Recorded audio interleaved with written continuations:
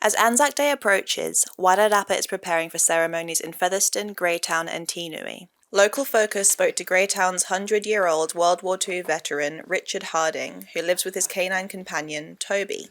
Commander Harding served in the Royal New Zealand Navy after being recruited by his father. His training started in New Zealand. I was the very first class to go through, about 100 of us. And then we had no hammocks, we just slept on the floor, on the ground, under cover. Harding considers himself lucky to have avoided deployment to the HMS Neptune, where 150 New Zealand soldiers tragically sank in a Mediterranean minefield.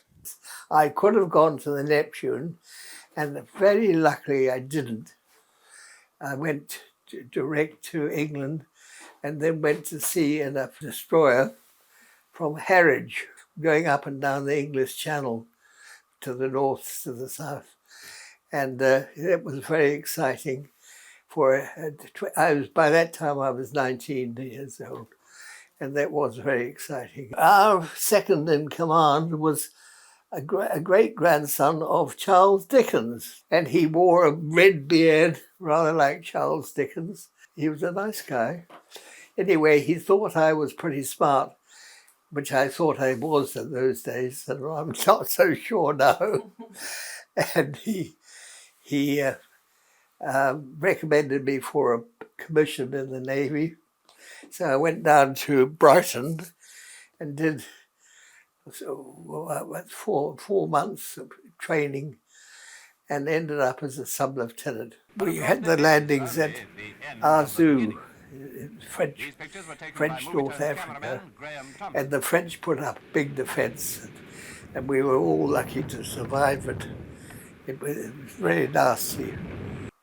Then I was sent back to England and met a girl, married her.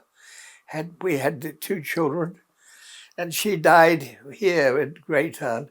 Harding served in the Navy for a further 22 years before settling down. He briefly became mayor of Greytown, then bought and managed an orchard until it became too much. I packed in being an orchard. I just retired, and I've managed to struggle along ever since.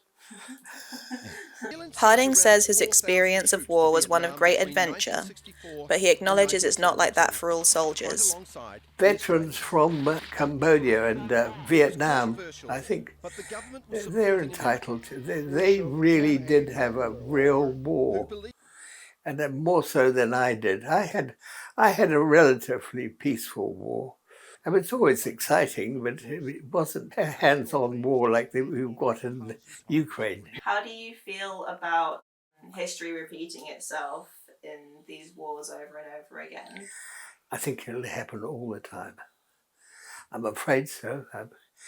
But what worries me, and I can well understand the Americans and the Brits and the Europeans not wanting to go to war and run the risk of atomic bombs being used. Putin is totally ruthless, and I wouldn't trust him further than I can throw him. What would your message be to soldiers who are going to fight? I think I can understand them going to help, to make sure that we send stuff, equipment to help. But that's about as far as I'd go in this case, because I don't want to run the risk of an atomic war. More information about life in wartime since World War I is availavailable at the RSA website. Eli Franco, Local Focus.